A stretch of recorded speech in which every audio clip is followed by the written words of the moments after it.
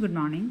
നമ്മൾ 2016 നടന്ന എക്സാമിൻ്റെ ഒരു ക്വസ്റ്റ്യൻ പേപ്പറാണ് നോക്കുന്നത്. 2016 ജൂലൈയിൽ വന്ന UGC നെറ്റ് എക്സാമിൻ്റെ മലയാളം എക്സാമിൻ്റെ ക്വസ്റ്റ്യൻ പേപ്പറാണ് നോക്കുന്നത്. സ്ക്രീനിൽ കാണാൻ പറ്റുന്നുണ്ടാവും എന്ന് ഞാൻ വിചാരിക്കുന്നു. ഇതിലെ ഒന്നാമത്തെ ചോദ്യം എന്ന് പറയുന്നത്, ഏത് കൃതിയുടെ കാലഗണനയ്ക്കാണ് ആനയച്ച് എന്ന ചോള നാണയം ഇളംകുളം കുഞ്ഞൻപിള്ള പരിഗണിക്കുന്നത് എന്നാണ് ചോദ്യം. 4 ഓപ്ഷൻസ് ഉണ്ട്. ഉണ്ണിച്ചിരുദേവി ചരിതം, വൈശികതന്ത്രം, ഉണ്ണിയച്ചി ചരിതം, ഉണ്ണിയാടി ചരിതം. ഇങ്ങനെ 4 ഓപ്ഷൻ ഉണ്ട്.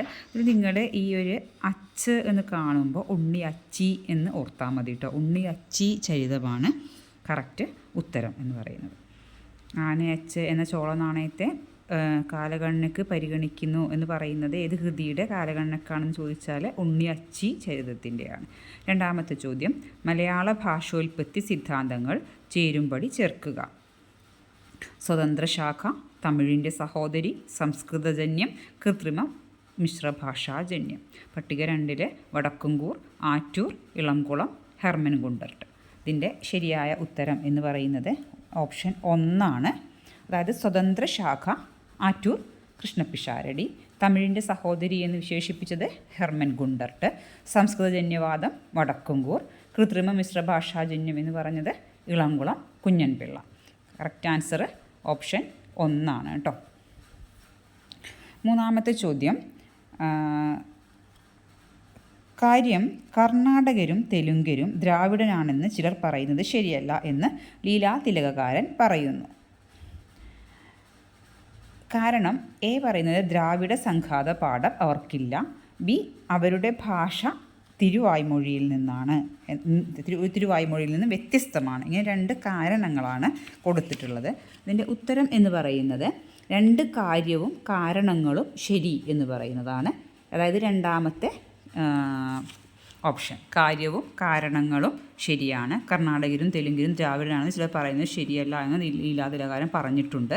അതിന് കാരണമായിട്ടുള്ളത് ദ്രാവിഡ സംഘാത പാഠം അവർക്കില്ല എന്നും അവരുടെ ഭാഷ തിരുവായ്മൊഴിയിൽ നിന്ന് വ്യത്യസ്തമാണ് എന്നുമുള്ളതാണ്. നാലാമത്തെ ചോദ്യം നോക്കാം. നാലാമത്തെ ചോദ്യം ചേരുംപടി ചേർക്കാനാണ്. ഒന്നാമത്തെ പട്ടികയിൽ K Godavarma, LV Ramaswamy Iyer, KM Prabhakara Warrier, KM George.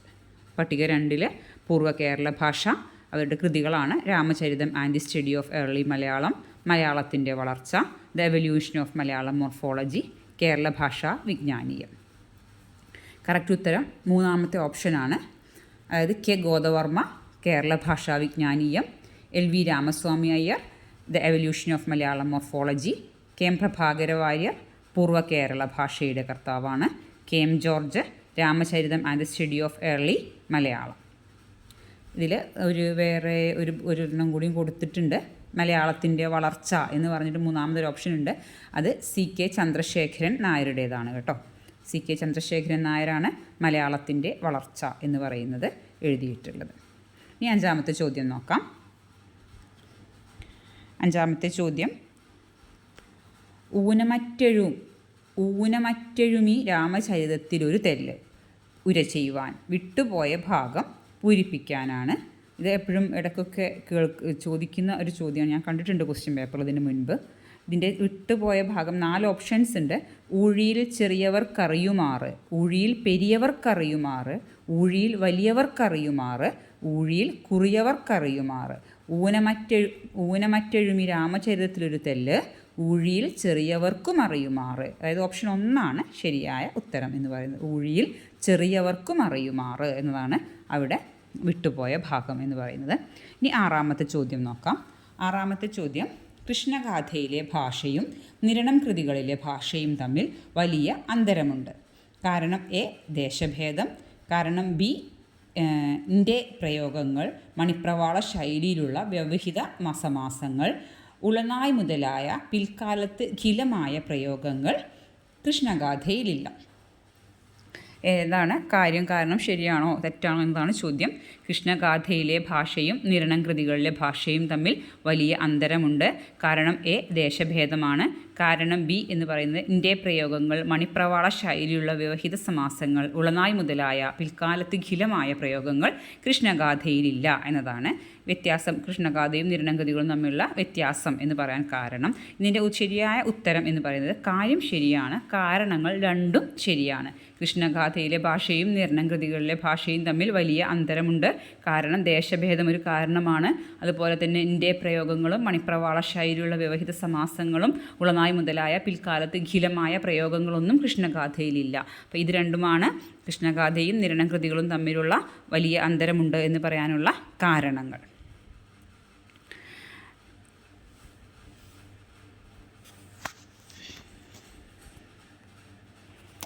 ഏഴാമത്തെ ചോദ്യം, തമിഴ് സംസ്കൃതമെന്റുള്ള സുമനസ്സുകൾ കൊണ്ടൊരു ഇണ്ടമാല തൊടുക്കിൻ്റേൻ പുണ്ടരീകാക്ഷ പൂജയായി. കൃതി ഏതാണ് എന്നാണ് ചോദ്യം. അനന്തപുര വർണ്ണനത്തിലേതാണ് ഈ വരികൾ എന്ന് പറയുന്നത്. തമിഴ് സംസ്കൃതമെന്റുള്ള സുമനസ്സുകൾ കൊണ്ടൊരു ഇണ്ടമാല തൊടുക്കിൻ്റേൻ പുണ്ടരീകാക്ഷ പൂജയായി.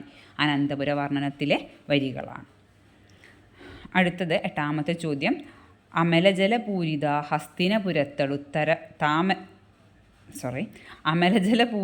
ഹസ്തിനപുരത്തടു തമരാനദിയൻ്റെ പോൽ ചൂർണിമേവിൻ്റെ ഇടം നഗരം ഏത്? അമലജലപൂരിത ഹസ്തിനപുരത്തെടു തമരനദിയൻ്റെ പോൽ ചൂർണിമേവിൻ്റെ ഇടം ഏത് നഗരത്തെക്കുറിച്ചാണ് പറയുന്നത് എന്നാണ്.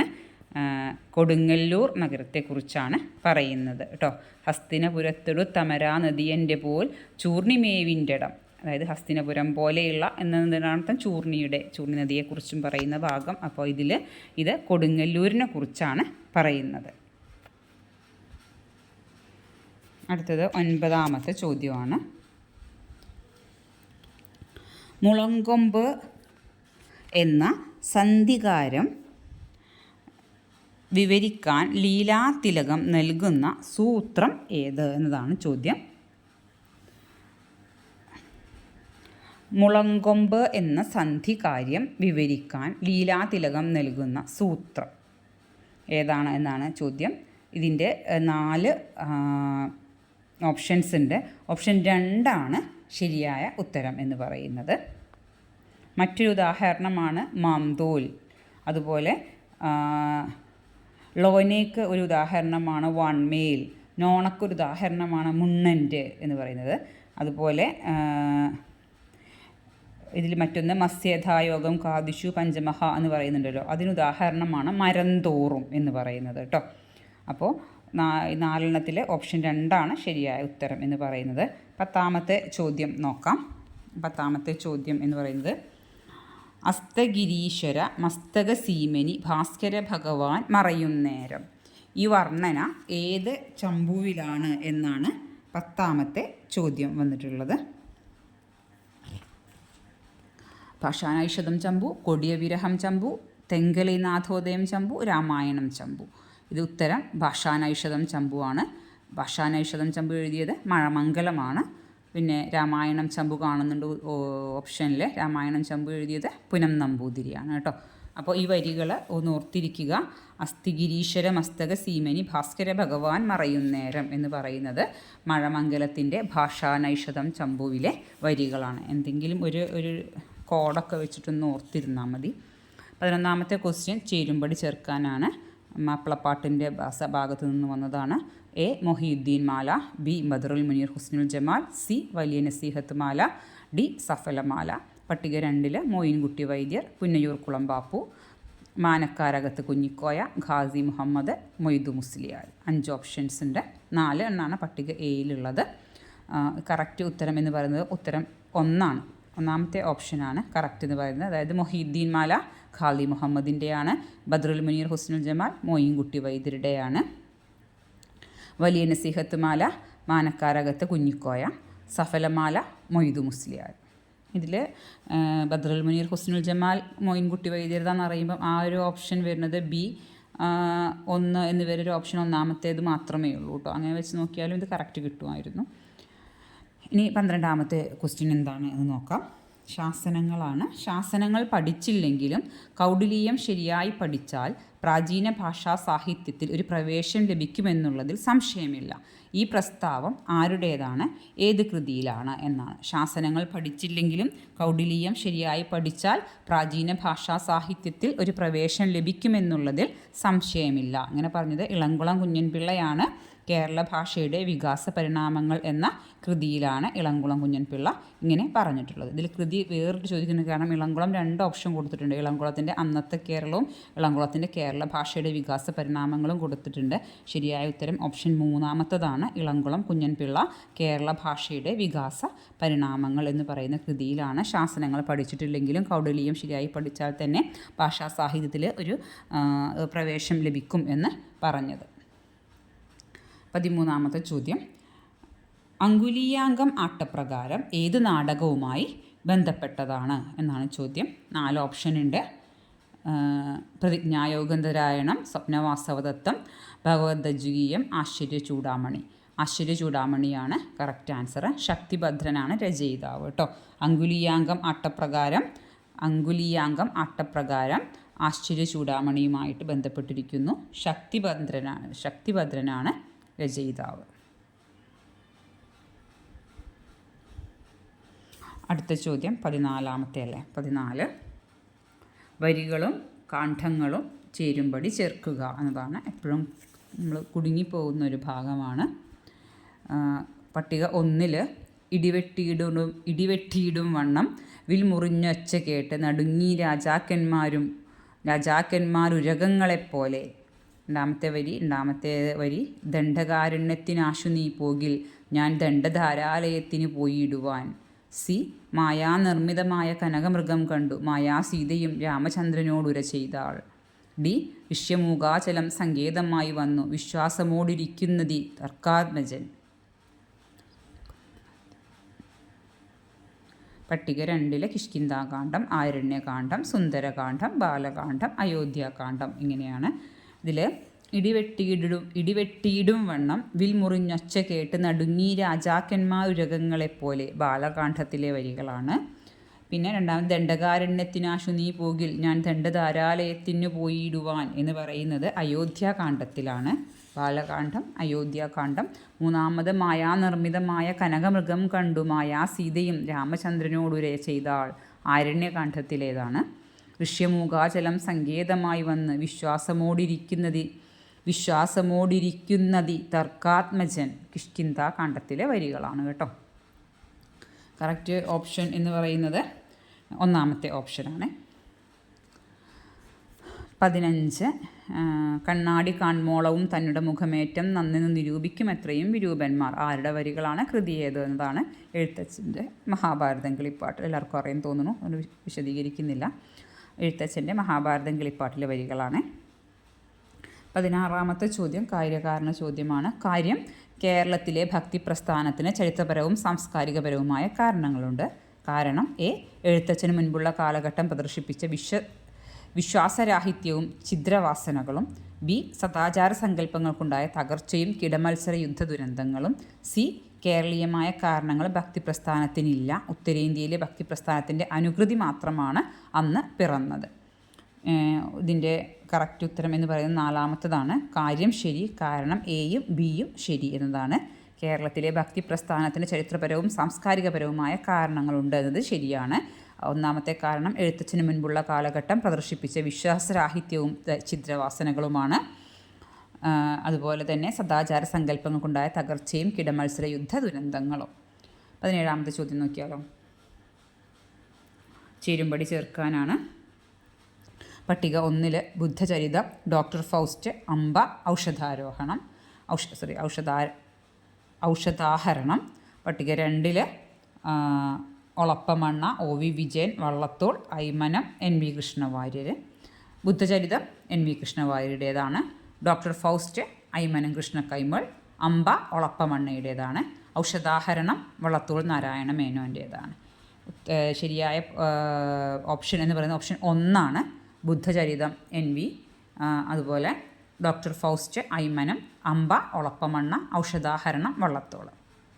അടുത്ത 18 ചോദ്യം ഇരയിമ്മൻ തമ്പിയുടെ ആട്ടക്കഥകളാണ്. കറക്റ്റ് ഉത്തരം എന്ന് പറയുന്നത് ഓപ്ഷൻ 3 കീചകവധം, ഉത്തരാസ്വയംവരം, ദക്ഷയാഗം. കീചകവധം, ഉത്തരാസ്വയംവരം, ദക്ഷയാഗം ഇത് 3 ഇരയിമ്മൻ തമ്പിയുടെ ആട്ടക്കഥകൾ എന്ന് പറയുന്നത്. 19ാമത്തെ ശരിയായ ക്രമം എഴുതാനാണ്. കാന്താരതാരകം, സഹൃദയരഞ്ജിനി, രസിക കൗതുകം, ദീപിക. ഇതിലെ കറക്റ്റ് ഉത്തരം എന്ന് പറയുന്നത് 1ാമത്തെ ഓപ്ഷൻ തന്നെയാണ് കേട്ടോ. കാന്താരതാരകം, പിന്നെ സഹൃദയരഞ്ജിനി വന്നു, രസിക കൗതുകം, അവസാനം ദീപിക വന്നു. ഇനി 20ാമത്തെ ചോദ്യം നോക്കിയാലോ. 20 കാര്യം കാരണമാണ്. കാര്യം നമ്പ്യാരുടെ ചിരി കേവല പരിഹാസത്തിൻ്റെയും ആക്ഷേപഹാസ്യത്തിൻ്റെയും ചിരിയല്ല. കാരണം സമൂഹ ജീവിത വൈപരീത്യങ്ങളുടെ സൂചകവും പരിഹാരവുമായി നമ്പ്യാർ ചിരിയെ ഉപയോഗപ്പെടുത്തി. നമ്പ്യാർക്ക് കവിത വിനോദോപാധിയായിരുന്നു. അതിൽ നമുക്ക് വായിക്കുമ്പോൾ തന്നെ മനസ്സിലാവും കാര്യം ശരിയാണ്, കാരണം 1 ശരിയാണ്, 2ാമത്തെ ശരിയല്ലല്ലോ. എ മാത്രം, കാര്യം ശരി, കാരണം എ മാത്രമല്ലേ ശരി, വിനോദോപാധിയായിരുന്നു എന്നുള്ളത് ശരിയല്ലല്ലോ. അപ്പോൾ അതിൽ ഓപ്ഷൻ വരുന്നത് ഏതാണ്? കാര്യം ശരി, കാരണം എ 2, ഓപ്ഷൻ 2 ശരിയായ ഉത്തരമായിട്ട് വരുന്നത്. 21ാമത്തെ ചോദ്യം. കർത്താവ് തന്നെ ഗീതാപ്രബന്ധം എന്ന് വിശേഷിപ്പിച്ചത് ഏത് കൃതിയെയാണ് എന്നാണ് ചോദ്യം. ഗിരിജാ കല്യാണമാണ് ഉത്തരം. ഉണ്ണായി വാര്യരുടേതാണെന്ന് കരുതപ്പെടുന്നു. കർത്താവ് തന്നെ ഗീതാപ്രബന്ധം എന്ന് വിശേഷിപ്പിച്ചത് ഗിരിജാ കല്യാണത്തെയാണ്. ഗിരിജാ കല്യാണം ഉണ്ണായി വാര്യരുടേതാണെന്ന് കരുതപ്പെടുന്നു. 22ാമത്തെ ചോദ്യം. ഇൻകുനാബുല എന്നറിയപ്പെടുന്നത് 4 ഓപ്ഷൻ ഉണ്ട്. ആദ്യകാല മുദ്രണശാലകൾ അച്ചടിച്ച പുസ്തകം, കയ്യെഴുത്ത് പ്രതികളുടെ ശേഖരം, ഗുട്ടൻബർഗ് അച്ചടിച്ച ബൈബിൾ ശേഖരം, മാർക്സിയൻ ഗ്രന്ഥങ്ങളുടെ ശേഖരം. ഇതിൽ ഇൻകുനാബുല എന്ന് പറയുന്നത് ആദ്യകാല മുദ്രണശാലകൾ അച്ചടിച്ച പുസ്തക സമുച്ചയത്തെയാണ് ഇൻകുനാബുല എന്ന് പറയുന്നത് കേട്ടോ. അപ്പോൾ 22 കഴിഞ്ഞല്ലോ അല്ലേ. ഇനി 23ാമത്തെ ചോദ്യം എന്താണെന്ന് നോക്കാം. 23. സ്ത്രീ സ്വാതന്ത്ര്യത്തിനും സ്ത്രീകളുടെ അവകാശങ്ങൾക്കും വേണ്ടി വാദിച്ച ആദ്യ വനിതാ മാസിക ഏത് എന്നാണ്. ഭാഷാ ശാരദ, വനിതാ കുസുമം, ശാരദ, ശ്രീമതി. ഇതിൽ ഉത്തരം വനിതാ കുസുമമാണ് കേട്ടോ. സ്ത്രീ സ്വാതന്ത്ര്യം സ്ത്രീകളുടെ അവകാശങ്ങൾക്കും വേണ്ടി വാദിച്ച ആദ്യത്തെ വനിതാ മാസിക വനിതാ കുസുമം. അടുത്ത ചോദ്യം ചേരുംപടി ചേർക്കാനാണ്. വരികളാണ് അല്ലേ. വരികളും കർത്താക്കളുമാണ്. പട്ടിക 1 എ. പാടത്തിൻകര നീളെ നീലനിറമായി വേലിക്കൊരാഘോഷമായി, മൂടില്ലാത്തൊരു മുണ്ടുകൊണ്ട് മുടിയും മൂടിയിട്ട്, ചൂടായികയിൽ തുളസീദളം യമഭടത്തല്ലിനു ചൂടായി വരും, മർത്യാകാരേണ ഗോപീവസന നിര കവർന്നോരു ദൈത്യാരിയെ. ഇതിൽ കറക്റ്റ് ഓപ്ഷൻ എന്ന് പറയുന്നത് 4ാമത്തെ ഓപ്ഷനാണ്. പാടത്തിൻകര നീളെ നീലനിറമായി ചേലപ്പറമ്പ് നമ്പൂതിരി, മൂടില്ലാത്തൊരു മുണ്ടുകൊണ്ട് മുടിയും മൂടിയിട്ട് പൂന്തോട്ടത്ത് നമ്പൂതിരി, ചൂടായികയിൽ തുളസീദളം യമഭടത്തല്ലിനു ചൂടായി വരും വെൺമണി വിഷ്ണു നമ്പൂതിരി. പിന്നെ മർത്യാകാരേണ ഗോപീവസന നിര എന്ന് പറയുന്ന ഒറവങ്കരയുടെ വരികളാണ്. 25ാമത്തെ ചോദ്യം.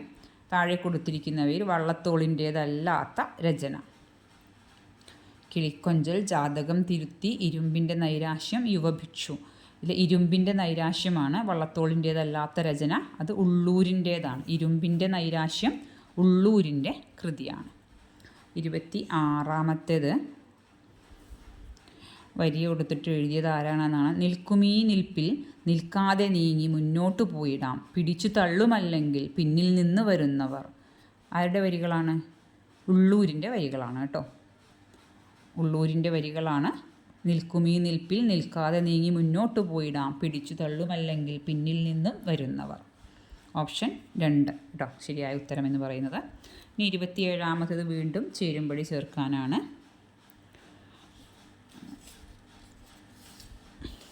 പഠന ഗ്രന്ഥങ്ങളാണ് അല്ലേ. പട്ടിക 1 പി പവിത്രൻ, പ്രസന്നരാജൻ, നിത്യചൈതന്യയതി, കരിമ്പുഴ രാമകൃഷ്ണൻ. പട്ടിക 2 ലീലാകാവ്യം വീണ്ടും പരിശോധിക്കുമ്പോൾ, ആശാൻ കവിത ആധുനികാനന്തര പാഠങ്ങൾ, ആശാൻ്റെ ലീല, നളിനി എന്ന കാവ്യശില്പം, ആശാൻ നവോത്ഥാനത്തിൻ്റെ കവി. ആശാൻ്റെ കൃതികൾക്ക് പഠനം എഴുതിയവരാണ്. പി പവിത്രൻ എഴുതിയത് ആശാൻ കവിത ആധുനികാനന്തര പാഠങ്ങൾ. പ്രസന്നരാജനാണ് ലീലാകാവ്യം വീണ്ടും പരിശോധിക്കുമ്പോൾ.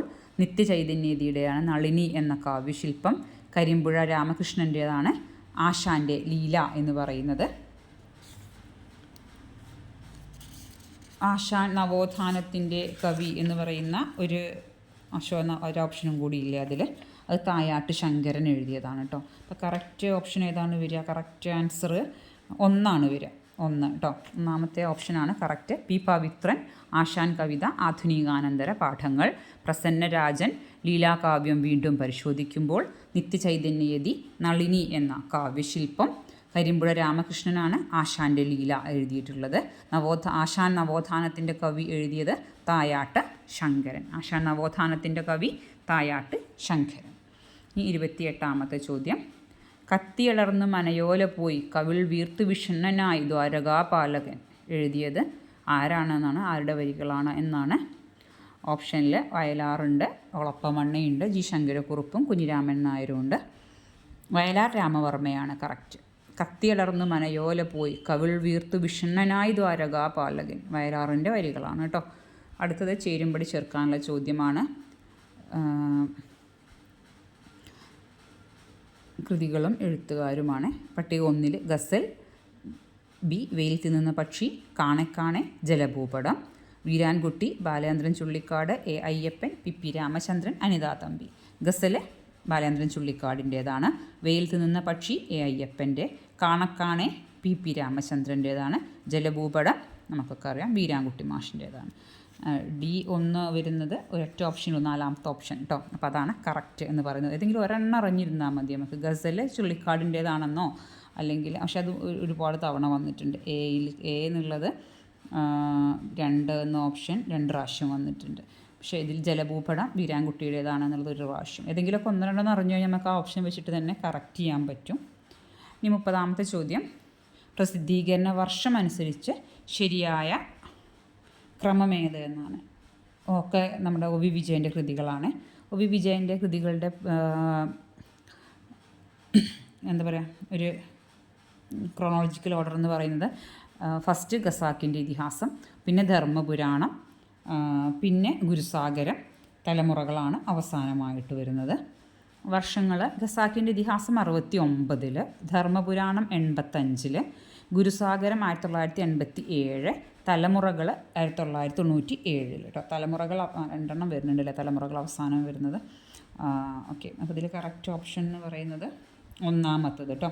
അതിൽ നോക്കാൻ മനസ്സിലാവും, കാരണം ഖസാക്കിൻ്റെ ഇതിഹാസമാണ് ആദ്യം വരുന്നത്, അത് വരുന്ന 2 ഓപ്ഷൻ ഉണ്ട്. തലമുറകൾ വരുന്ന 2 ഓപ്ഷൻ ഉണ്ട്. അപ്പോൾ ഖസാക്കിൻ്റെ ഇതിഹാസം ആദ്യം വരുന്നതിൽ 3ാമത്തേതിൽ ഗുരുസാഗരമാണ്. അപ്പോൾ നമുക്കറിയാം ഖസാക്കിൻ്റെ ഇതിഹാസം, അത് കഴിഞ്ഞ് ധർമ്മപുരാണം, പിന്നെ ഗുരുസാഗരം, പിന്നെ തലമുറകൾ. 31ാമത്തെ ചോദ്യം ചേരുംപടി ചേർക്കാനാണ്. കളരി മാറി ഞാൻ കച്ചകെട്ടാമിനി കളിയരങ്ങൊന്ന് മാറി നോക്കാമിനി ആരുടെ വരികളാണെന്നതാണ്.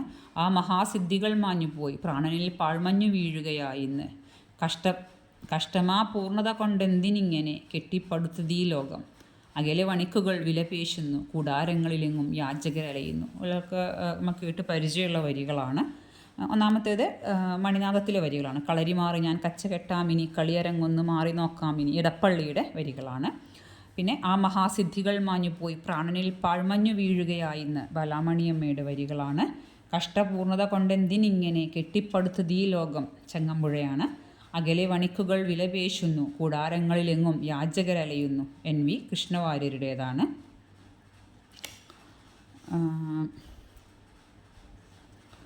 കറക്റ്റ് ഓപ്ഷൻ 3 വരിക കേട്ടോ. 3ാമത്തെ ഓപ്ഷനാണ് കറക്റ്റായിട്ട് വരുന്നത്. ഇതിൽ എനിക്ക് തോന്നുന്നു അകലെ വണിക്കുകൾ വിലപേശുന്നു എന്നുള്ള NVയുടെ വരികളും അതുപോലെ കളരി മാറി ഞാൻ കച്ചകെട്ടാമിനിയൊക്കെ ഇടക്ക് വരലുണ്ട്. 32ാമത്തെ ചോദ്യം നോക്കിയാലോ. 32 കാര്യകാരണം ചോദ്യമാണ്. ഭാരതീയ സഹൃദയ സങ്കല്പവും രചനാ പദ്ധതിയും മുൻനിർത്തി ആധുനിക കവിതയെ സമീപിക്കാൻ കഴിയില്ല. കാരണം ആധുനിക കവിത മലയാള കവിതാരചനയുടെ നിലവിലുള്ള രീതിയോട് വിമുഖത കാട്ടുന്നു. ബി വൃത്തം, അലങ്കാരം എന്നിവയിലൂടെ ഭാവാവിഷ്കാരം നടത്തുന്നതിൽ ആധുനിക കവിത താല്പര്യം പുലർത്തുന്നില്ല. സി ആധുനിക കവിത ആസ്വദിക്കണമെങ്കിൽ അത്തരം കവിതകൾ വായിച്ചുള്ള അനുഭവമാണ് ആവശ്യം. അപ്പോൾ ഇതിൻ്റെ ഉത്തരം എന്ന് പറയുന്നത് 4ാമത്തെ ഓപ്ഷനാണ്. കാര്യം ശരി, കാരണങ്ങൾ എല്ലാം ശരി എന്നതാണ് കേട്ടോ. 33 ചേരുംപടി ചേർക്കാനാണ്. കഥാപാത്രങ്ങളും നോവലുകളുമാണ് തന്നിട്ടുള്ളത്. പട്ടിക 1 സുമിത്ര, ഉമ്പിച്ചി, ചന്ദ്രിക, ദേവകി മാനമ്പിള്ളി. പട്ടിക 2 മയ്യഴിപ്പുഴ, അഗ്നിസാക്ഷി, കാലം, ആരാച്ചാർ, മരക്കാപ്പിലെ തെയ്യങ്ങൾ. സുമിത്ര കാലത്തിലെയാണ്, ഉമ്പിച്ചി മരക്കാപ്പിലെ തെയ്യങ്ങൾ, ചന്ദ്രിക മയ്യഴിപ്പുഴയുടെ തീരങ്ങളിൽ, ദേവിക, മാനമ്പിള്ളി, അഗ്നിസാക്ഷി. ആരച്ചാറിലെ കഥാപാത്രമാരാണ്? ഒരു ആരച്ചാറുടെ ബാക്കിയാണ്. ആരച്ചാറിലെ കഥാപാത്രമാരാണ്? ചേതന മല്ലിക് അല്ലേ? ഇപ്പോൾ കറക്റ്റ് ഉത്തരം എന്ന് പറയുന്നത് ഒന്നാമത്തെ ഓപ്ഷനാണ് കേട്ടോ. സുമിത്ര, കാലം, MT, ഉമ്പിച്ചി, മരക്കാപ്പിലെ തെയ്യങ്ങൾ, അംബികാസുധൻ മാങ്ങാട്, ചന്ദ്രിക, മയ്യഴിപ്പുഴയുടെ തീരങ്ങളിൽ, മുകുന്ദൻ, ദേവിക, മാനമ്പിള്ളി, അഗ്നിസാക്ഷി, ലളിതാംബിക അന്തർജനം. ക്ലിയർ ആണെന്ന് വിചാരിക്കുന്നു. അടുത്ത ക്വസ്റ്റ്യൻ നോക്കാം. 34ാമത്തെ ചോദ്യം ചേരുംപടി ചേർക്കാൻ തന്നെയാണ്. കുറ്റവും ശിക്ഷയും, പാവങ്ങൾ, അന്ന കരീന, കാരമസോ സഹോദരന്മാർ. ആരാണ് വിവർത്തനം ചെയ്തത് എന്നുള്ളതാണ്. കുറ്റവും ശിക്ഷയും PK കരുണാകര മേനോൻ, പാവങ്ങൾ നാലപ്പാട്ട് നാരായണ മേനോൻ, അന്ന കരീന ആനി ജോസഫ്, കാരമസോ സഹോദരങ്ങൾ NK ദാമോദരൻ. ഇതിൽ എനിക്ക് തോന്നുന്നു പാവങ്ങളും അന്ന കരീനയും എല്ലാവർക്കും അറിയുണ്ടാവും. അപ്പോൾ അത് വെച്ചൊക്കെ ഓപ്ഷൻ നോക്കിയാൽ കറക്റ്റ് ചിലപ്പോൾ കിട്ടാൻ സാധ്യതയുണ്ട്. പാവങ്ങൾ ബി 5 വന്ന് 2 ഓപ്ഷൻ ഉണ്ട് അല്ലേ? അപ്പോൾ അങ്ങനെയാണെങ്കിൽ നമ്മൾ എന്ത് നോക്കും? അന്ന കരീന നോക്കും. അന്ന കരീന ആനി ജോസഫ് എഴുതിയതാണ്. C1 വന്നത് ഒറ്റ ഓപ്ഷനേ ഉള്ളൂ, 3ാമത്തെ ഓപ്ഷൻ. ഓക്കെ, അപ്പോൾ ഓപ്ഷൻ 3 ആണ് കറക്റ്റ് കേട്ടോ. അടുത്തത് 35ാമത്തെ ചോദ്യം നോക്കാം. 35 കാലക്രമത്തിൽ ശരിയായ ഗണമേത് എന്നതാണ്. കൃതികളാണ് ഇത്. കറക്റ്റ് ഞാൻ ഇതിൻ്റെ കാലക്രമം പറയുന്നതിന് മുൻപ് കറക്റ്റ് ഓപ്ഷൻ വായിക്കാം, അപ്പോൾ ഒന്നുകൂടി എളുപ്പമാവും. ഉദയംപേരൂർ സുന്നഹദോസിൻ്റെ കാനോനകൾ, അത് കഴിഞ്ഞിട്ടാണ് ഹോർത്തൂസ് മലബാറിക്കസ് വരുന്നത്. പിന്നെ സംക്ഷേപ വേദാർത്ഥം, മലയാള ഭാഷ, വ്യാകരണം. ഇതാണ് കറക്റ്റ് കാലക്രമം എന്ന് പറയുന്നത് കേട്ടോ. ഉദയംപേരൂർ സുന്നഹദോസ്, ഹോർത്തൂസ് മലബാറിക്കസ്, സംക്ഷേപ വേദാർത്ഥം, മലയാള ഭാഷ, വ്യാകരണം. ഓപ്ഷൻ 2 ആണ് ശരി. ഇനി 36ാമത്തെ ചോദ്യം. മലയാള ലിപിയിൽ ബെഞ്ചമിൻ ബെയ്ലി വരുത്തിയ പരിഷ്കാരങ്ങൾ എന്തൊക്കെയെന്നതാണ് ചോദ്യം.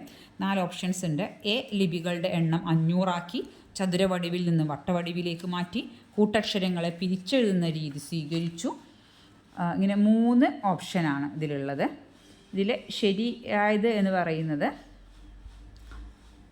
3ാമത്തെ ഓപ്ഷനാണ്. 3ാമത്തെ ഓപ്ഷൻ എന്ന് പറയുന്നത് A, B എന്നിവ മാത്രം ശരി എന്നതാണ് കറക്റ്റ് ഉത്തരം എന്ന് പറയുന്നത്.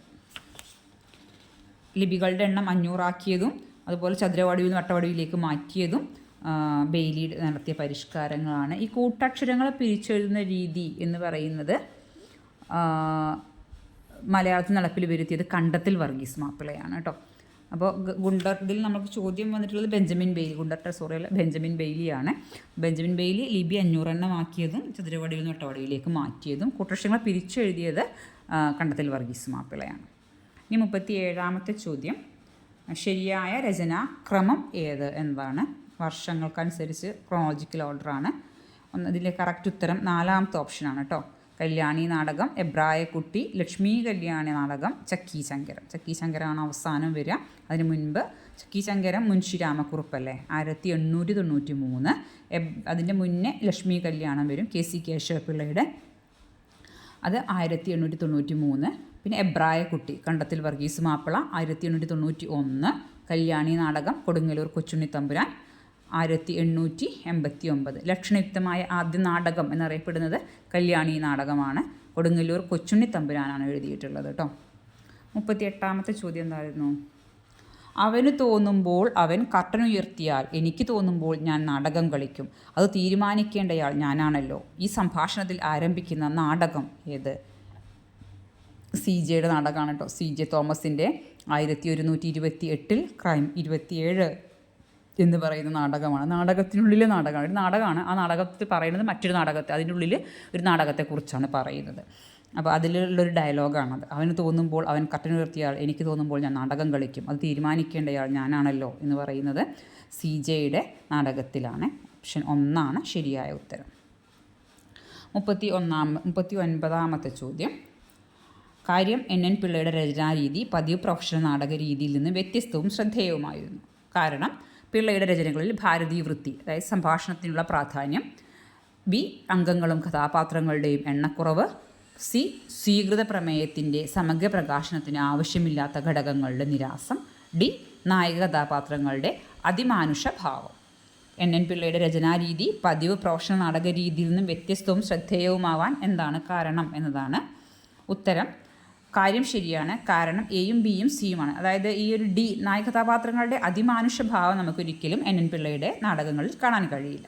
അപ്പോൾ പിള്ളയുടെ രചനകളിൽ സംഭാഷണത്തിനുള്ള പ്രാധാന്യം, അംഗങ്ങളുടെയും കഥാപാത്രങ്ങളുടെയും എണ്ണക്കുറവ്, സ്വീകൃത പ്രമേയത്തിൻ്റെ സമഗ്ര പ്രകാശത്തിന് ആവശ്യമില്ലാത്ത ഘടകങ്ങളുടെ നിരാസം, ആവശ്യമില്ലാത്തൊന്നും ഉണ്ടായിരിക്കില്ല എന്നതാണ് കേട്ടോ. ഈ 4ാമത്തെ ഡി മാത്രം അതിലുണ്ടാവില്ല. 40ാമത്തെ ചോദ്യം നോക്കിയാലോ. ചേരുംപടി ചേർക്കാനാണ്. സിനിമാ പാട്ടുകളാണ്. ഒരു വട്ടം കൂടിയ ഓർമ്മകൾ മേയുന്ന തിരുമുറ്റത്തെത്തുവാൻ മോഹം പട്ടിക 1 വരുന്നതാണ്. അല്ലിയാമ്പൽ കടവിനന്നരയ്ക്കു വെള്ളം 3ാമത്തത് ചക്രവർത്തിനി നിനക്കു ഞാനെൻ്റെ ശില്പഗോപുരം തുറന്നു. ഡി ഉത്തരാസ്വയംവരം കഥകളി കാണുവാൻ ഉത്രാളരാത്രി. ഇത് വേറൊരു ക്വസ്റ്റ്യൻ പേപ്പറിൽ ഞാൻ കണ്ടിട്ടുണ്ട്. സെയിം ചോദ്യം ഇതേപോലെ. ഇതിൽ ഒരു വട്ടം കൂടിയ ഓർമ്മകൾ ONVയുടെയാണ്. അല്ലിയാമ്പൽ കടവിലന്നരയ്ക്കു വെള്ളം P. ഭാസ്കരൻ്റേതാണ്. ചക്രവർത്തി നിനക്കു ഞാൻ എൻ്റെ ശില്പഗോപുരം തുറന്നു വയലാറിൻ്റേതാണ്. എനിക്ക് തോന്നുന്നു ഈ ഒരു 3ാമത്തെ ഓപ്ഷൻ വേറെ ഏതോ കൊടുത്തിട്ട് ബാക്കി 3ഉം ഇതേപോലെയുള്ളൊരു ക്വസ്റ്റ്യൻ പേപ്പർ ഞാൻ മുന്നൊന്ന് റിവർക്ക് ഇങ്ങനെ മീൻസ് നമ്മൾ ക്വസ്റ്റ്യൻ പേപ്പർ ചെയ്ത് പഠിക്കുമല്ലോ, അപ്പോൾ ഞാൻ കണ്ടിട്ടുണ്ട്. ഉത്തരാസ്വയംവരം കഥകളി കാണുവാൻ ഉത്രാളരാത്രിയിൽ പോയിരുന്നു ശ്രീകുമാരൻ തമ്പിയുടേതാണ് കേട്ടോ. ഇതിൽ എനിക്ക് സി ഓപ്ഷന് പകരം വേറെ ഏതോ ഒരു വരികളായിരുന്നു. വയലാറിൻ്റെ തന്നെയാണ്, പക്ഷേ ഈ വരികളല്ല. അങ്ങനെ ഒരു ക്വസ്റ്റ്യൻ പേപ്പർ കണ്ടൊരു ഓർമ്മ വരുന്നത്, വായിച്ചപ്പോഴാണ് എനിക്ക് ഓർമ്മ വരുന്നത്. അപ്പോൾ ഒരു വട്ടം കൂടിയൻ ONVയുടെ, അല്ലിയാമ്പൽ കടവിലന്നരയ്ക്കു വെള്ളം P. ഭാസ്കരൻ്റെ, ചക്രവർത്തിനി വയലാറിൻ്റെ, ഉത്തരാസ്വയംവരം കഥകളി കാണുവാൻ ശ്രീകുമാരൻ തമ്പിയുടെ. 41ാമത്തെ ചോദ്യം നോക്കാം. വീഡിയോ വല്ലാണ്ട് ആയി പോകുന്നുണ്ടല്ലേ, അത് നിർത്തിയിട്ട് അടുത്തൊരു വീഡിയോ ആക്കി ചെയ്യണോ? 50 ക്വസ്റ്റ്യൻ ആവും. വേഗം വായിക്കും. ഇതും പറഞ്ഞ് അർജുനനിൽ നിന്ന് കൃഷ്ണൻ കൈയെടുക്കുന്നു. ഉറക്കി അട്ടഹസിച്ചുകൊണ്ട് കടന്നു പോകുമ്പോൾ തൻ്റെ ചുമലിൽ കൈവച്ച് പറയുകയാണ്, ധർമ്മത്തിനു വേണ്ടി ഇനിയും പലതും ബലി കൊടുക്കേണ്ടി വരും. ഭീമസേന, ബലവാനായ നീ അതും ചെയ്യും, എനിക്കറിയാം. ഏത് കൃതി ആരുടേതാണ്? ഭഗവാന്റെ അട്ടഹാസമാണ്, ഉറൂബിൻ്റെ. നമ്മൾ തീർച്ചയായിട്ടും എന്ത് വിചാരിക്കും? MTയുടെ 2ാം ഊഴമാണെന്ന് വിചാരിക്കും. 4 ഓപ്ഷൻ ഉണ്ട്. 2ാം ഊഴം, ഭഗവാന്റെ അട്ടഹാസം, ഇനി ഞാൻ ഉറങ്ങട്ടെ PK ബാലകൃഷ്ണൻ്റെ, ശ്രീചക്രം കാക്കനാടൻ്റെ. ഇതിൽ കറക്റ്റ് ഉത്തരം ഉറൂബിൻ്റെ ഭഗവാന്റെ അട്ടഹാസത്തിലാണ്. നമ്മളിവിടെ ഭീമനെ കാണുമ്പോൾ തന്നെ നമ്മൾ പെട്ടെന്ന് 2ാം ഊഴം കാണുമ്പം അത് ഓപ്റ്റ് ചെയ്യാൻ സാധ്യതയുണ്ട്. 42ാമത്തെ ചോദ്യം. ആധുനികാനന്തര കഥ.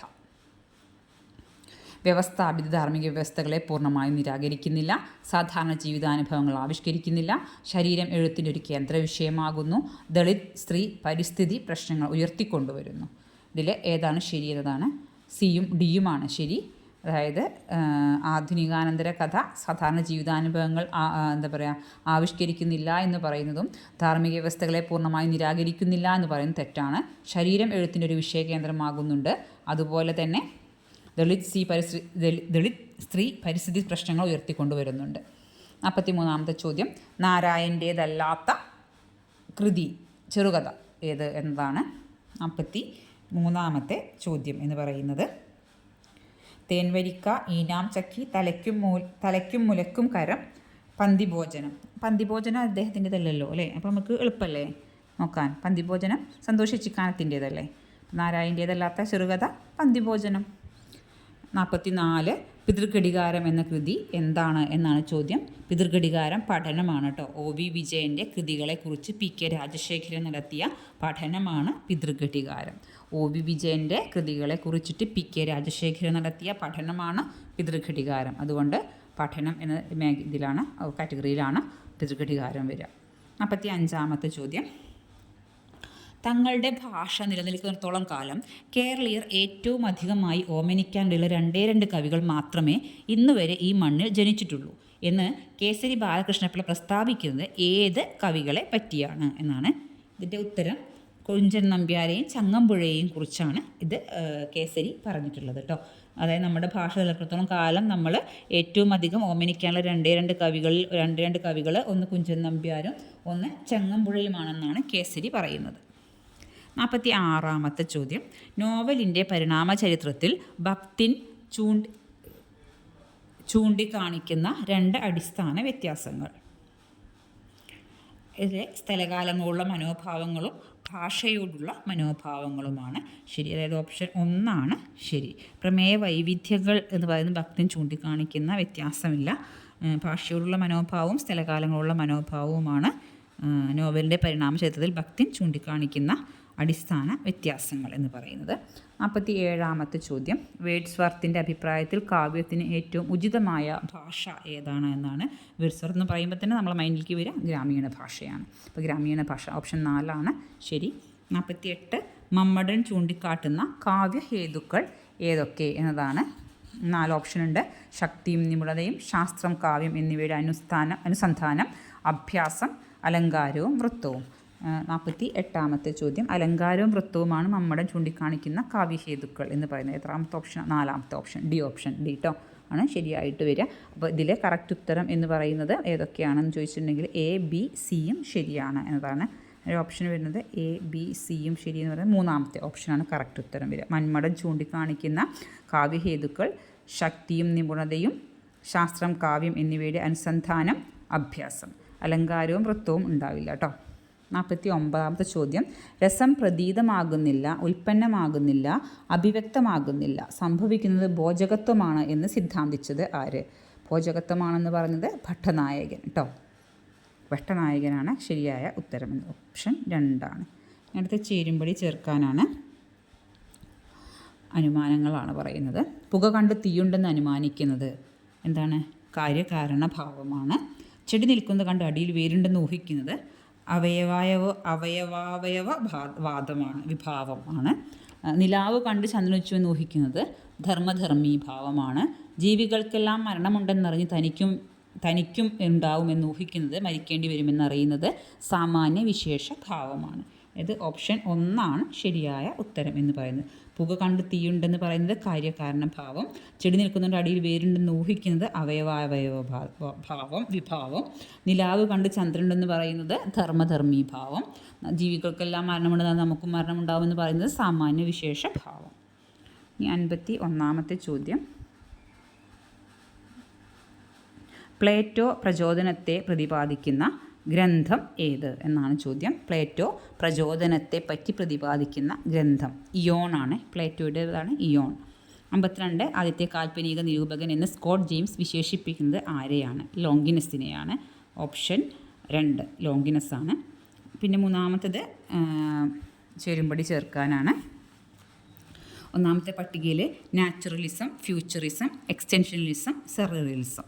Naturalism Emile Zola, futurism FD Marinetti, existentialism Soren Kierkegaard, surrealism Andre Breton. അപ്പോൾ ഓപ്ഷൻ 1 ശരി. ഇതിൽ നിങ്ങൾക്ക് അറിയുന്നത് ചിലപ്പോൾ എന്തായിരിക്കും? സെറിയലിസം ആയിരിക്കും അല്ലേ, ആന്ദ്രേ ബർട്ട് എന്നുള്ളത്. അപ്പോൾ D 2 വരുന്ന 2 ഓപ്ഷൻസ് വരുന്നുണ്ട്. പിന്നെ നാച്ചുറലിസം അറിയാമെന്ന് തോന്നുന്നു, എമിലി സോള അല്ലേ. അപ്പോൾ അങ്ങനെ വെച്ചപ്പോൾ നോക്കിയാൽ മതിയാവും തോന്നുന്നു. ഞാൻ വേഗം പറയുന്നത് ടൈം ഇതിൻ്റെ ദീർഘമായി ലോങ്ങായി പോകും വിചാരിച്ചിട്ടാണ്. സ്ഥായി ഭാവമല്ലാത്തത് ഏത് എന്നാണ് ചോദ്യം. 54ാമത്തേത് രോമാഞ്ചം, രതി, ശോകം, ഭയം. രോമാഞ്ചമാണ് സ്ഥായി ഭാവമല്ലാത്തത്. 55ാമത്തെ ചോദ്യം, manifesto of the anti fascist intellectuals എഴുതിയത് ആര് എന്നതാണ്. ക്രോച്ചയുടെയാണ്, ബെനഡിറ്റോ ക്രോച്ചയാണ് manifesto of the anti fascist intellectuals എഴുതിയത്. ചാന്നാ സ്ത്രീകൾക്ക് മാറുമറക്കാൻ അനുവാദം നൽകിക്കൊണ്ട് വിളംബരം ചെയ്തത് ആരാണ് എന്നതാണ് ചോദ്യം. ഉത്രം തിരുനാളാണ് മാറുമറക്കൽ സമരത്തിന് അനുവാദം നൽകിയിട്ട് അതിന് ശേഷം മാറുമറക്കാനുള്ള അനുവാദം നൽകിയത് കേട്ടോ. ചിരകാലം രാജ്യത്തിനോർമ്മ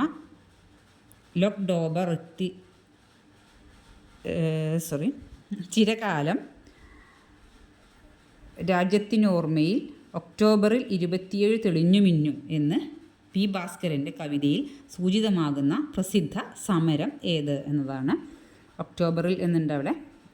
അപ്പോൾ ഒക്ടോബർ 27 എന്ന് പറയുന്നുണ്ട് പുന്നപ്ര വയലാർ സമരമാണ്. 58ാമത്തേത് താഴെ കൊടുത്തിരിക്കുന്നതിൽ വാസ്തുവിദ്യാഗ്രന്ഥം ഏത് എന്നതാണ്. മനുഷ്യാലയ ചന്ദ്രിക, ആര്യഭടീയം, യുക്തിഭാഷ, മാതംഗലീല. ഏതാണ്? മനുഷ്യാലയ ചന്ദ്രികയാണ്. ആര്യഭടീയം മാതംഗലീലയൊക്കെ നമുക്കറിയണതല്ലേ. മനുഷ്യാലയ ചന്ദ്രികയാണ് വാസ്തുവിദ്യാ ഗ്രന്ഥമായിട്ട് കണക്കാക്കുന്നത്. ഇന്ത്യയിലെ 1ാമത്തെ വ്യാപാര കേന്ദ്രം മുസിരിസ് ആണെന്ന് എഴുതിയത് ആരെന്നാണ്. പ്ലിനിയാണ് ആദ്യമായി അങ്ങനെ പറഞ്ഞത്. 1ാമത്തെ വ്യാപാര കേന്ദ്രം മുസിരിസ് ആണെന്ന് പറഞ്ഞത്. 60ാമത്തെ ചോദ്യം, മടലേറൽ സംഘകാലത്തിൽ നിന്നുള്ള ചോദ്യമാണ്. മടലേറൽ എന്ന് വെച്ചാൽ എന്താണ് എന്നതാണ് ചോദ്യം. സംഘകാലത്തിലെ സത്യാഗ്രഹ രീതിയാണ് മടലേറൽ എന്ന് പറയുന്നത്. 60 ഓപ്ഷനാണത് വരുന്നത്, 4ാമത്തെ ഓപ്ഷനാണ് കറക്റ്റ് കേട്ടോ. 60 4ാമത്തെ ഓപ്ഷൻ കറക്റ്റ്. 61 തൊടീക്കളം ക്ഷേത്രം ഏത് കലാരൂപവുമായി ബന്ധപ്പെട്ടിരിക്കുന്നു എന്താണ്? ചുമർ ചിത്രമാണ്. ഇത് വേറെയും ക്വസ്റ്റ്യൻ പേപ്പറിൽ കണ്ടിട്ടുണ്ട്. തൊടീക്കളം ക്ഷേത്രം ഏത് കലാരൂപവുമായി ബന്ധപ്പെട്ടിരിക്കുന്നു? ചുമർ ചിത്രമാണ്. നെയ്തൽ ഏത് ഭൂപ്രദേശമാണ്? നെയ്തൽ കടലാണ്, കടൽക്കരയാണ് നെയ്തൽ എന്ന് പറയുന്നത് കേട്ടോ. വൈക്കം സത്യാഗ്രഹവുമായി ബന്ധപ്പെട്ട വ്യക്തി ആര്? T A. Damodara Menon, Muhammad Abdurahiman, Swadeshabhimani, T K. Madhavan. 63 T K. മാധവനാണ് വൈക്കം സത്യാഗ്രഹവുമായി ബന്ധപ്പെട്ട വ്യക്തി. ഓപ്ഷൻ 3. 64 മൂഷിക വംശത്തിൽ പരാമർശിക്കുന്ന ബുദ്ധമത കേന്ദ്രം ഏത് എന്നതാണ്? ശ്രീമൂലവാസമാണ്. ശ്രീമൂലവാസമാണ് മൂഷിക വംശത്തിൽ പരാമർശിക്കുന്ന ബുദ്ധമത കേന്ദ്രം. 1 അടിമത്തം നിരോധിച്ച രാജവംശം ഏത് എന്താണ് ചോദ്യം? ഉത്തരം തിരുവിതാംകൂർ രാജവംശമാണ്. 65 ഓപ്ഷൻ 4 കറക്റ്റ് ആൻസർ ആയിട്ട് വരിക. 66 താഴെ കൊടുത്തിരിക്കുന്നവയിൽ വിഭക്ത്യന്ത്യഭാസത്തിൽ പെടാത്തത് ഏത്? പെടുന്നതല്ല, പെടാത്തത് ഏത് എന്നതാണ്? ഓപ്ഷൻ 3 കറക്റ്റ് ഉത്തരം. വെയിലിൽ ഇറങ്ങി എന്നതാണ് താഴെ വിഭക്ത്യാഭാസത്തിൽ പെടാത്തത് കേട്ടോ. 67 ഇതിൽ വിനേച്ചമാകാൻ സാധ്യതയില്ലാത്തത് ഏത്? ഏതാ വരിക? വിനേച്ചമല്ലാത്തത് ചാടിയ പേരച്ചമാണ്, പേരച്ചമായിട്ടാണ് വരിക. ചാടിയ 67 2ാമത്തെ ഓപ്ഷനാണ് കറക്റ്റ് ആയിട്ടുണ്ടാവുക കേട്ടോ. 68ാമത്തെ ചോദ്യം ചേരുംപടി ചേർക്കാനാണ്. പേരച്ചം വിനയിച്ചാണല്ലേ. വന്ന കുട്ടി വരും കാലം ചാടിക്കേറി കേമമായി നടന്നു. വന്ന കുട്ടി ഭൂതപേരച്ചമാണ്, വരും കാലം ഭാവി പേരച്ചമാണ്, ചാടിക്കേറി മുൻവിനയച്ചം, കേമമായി നടന്നു വിഭാവകം കേട്ടോ. രണ്ടെണ്ണം നമുക്ക് ഭൂതവും ഭാവിയും നമുക്ക് പറയാൻ അറിയുന്നുണ്ടെങ്കിൽ എളുപ്പമായിരിക്കും. ആദേശസന്ധി അല്ലാത്തത് ഏത് എന്നാണ്? മണ്ഡരി അല്ലേ, 4ാമത്തെ ഓപ്ഷൻ മണ്ഡരിയാണ് ആദേശസന്ധി അല്ലാത്തതായിട്ട് വരിക കേട്ടോ. വിൺതലം ഒക്കെ നമുക്കറിയണം, മരങ്ങൾ, മണ്ഡരിയാണ്. ഓപ്ഷൻ 4 കറക്റ്റ് ഉത്തരം. 69 70 അനുനാസികാ സംസർഗവും അനുനാസികാദി പ്രസരവും വന്നതെന്ന് പറയപ്പെടുന്ന രൂപം ഏത് എന്നതാണ്? കഞ്ഞിയാണ്. നിറഞ്ഞു എന്ന ഇന്നത്തെ രൂപത്തിൽ കേരളപാണിയുടെ 6 നയങ്ങളിൽ പ്രസക്തമല്ലാത്തത് ഏത്? നിറഞ്ഞു അന്തു എന്ന് പറയുന്നത് അംഗഭംഗമാണ്. ഓപ്ഷൻ 4 ഉത്തരം. മാനസ്വരങ്ങൾ ചിട്ടപ്പെടുത്തിയതാര്? Daniel Jones. ഓപ്ഷൻ 2 വെണ്ണീർ എന്ന പദത്തിൻ്റെ സന്ധിയിൽ ബാധകമായ ഒരു ലീലാതിലക സൂത്രം ഏത് എന്നതാണ്? ഇതിന് മുന്നേ ചോദ്യം വന്നിട്ടുണ്ടായിരുന്നു. പിന്നെ വേറെ ഏതായിരുന്നു? കണ്ടീതു എന്തോ വരുന്നൊരു സാധനം ഉണ്ടായിരുന്നു, അതും ചോദിച്ചിട്ടുണ്ടായിരുന്നു. അപ്പോൾ ഇതിൽ എന്താ പറയുക, വെണ്ണീർ എന്ന പദത്തിന് സന്ധിയിൽ ബാധകമായ ഒരു ലീലാതിലക സൂത്രം എന്ന് പറയുന്നത് ലോനയാണ് കേട്ടോ. ഓപ്ഷൻ 1. പിന്നെ കേന്ദ്രമേഖല വരുന്ന പഠനശാഖ ഏത് എന്താണ്? ഭാഷാഭേദ പഠനത്തിലാണ് കേന്ദ്രമേഖല വരുന്നത്. ഭാഷാഭേദ 3ാമത്തെ ഓപ്ഷൻ കേട്ടോ. 75 പ്രതിശാഖ്യങ്ങൾ ചർച്ച ചെയ്യുന്നത് സ്വന പഠനമാണ്. പ്രതിശാഖ്യങ്ങൾ ചർച്ച ചെയ്യുന്നത് സ്വന പഠനമാണ് കേട്ടോ. അപ്പോൾ ഇത്രയാണ് ഈ ഒരു ക്വസ്റ്റ്യൻ പേപ്പറിലുള്ളത്.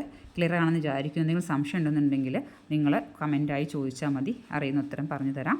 പിന്നെ നിങ്ങൾ ചാനൽ നിങ്ങൾക്ക് ഇഷ്ടമായെന്നുണ്ടെങ്കിൽ നിങ്ങൾ ലൈക്ക് ചെയ്യുക, സബ്സ്ക്രൈബ് ചെയ്യുക. So thank you so much. നമുക്ക് അടുത്തൊരു ക്വസ്റ്റ്യൻ പേപ്പറുമായിട്ട് അടുത്തൊരു വീഡിയോയിൽ കാണാം.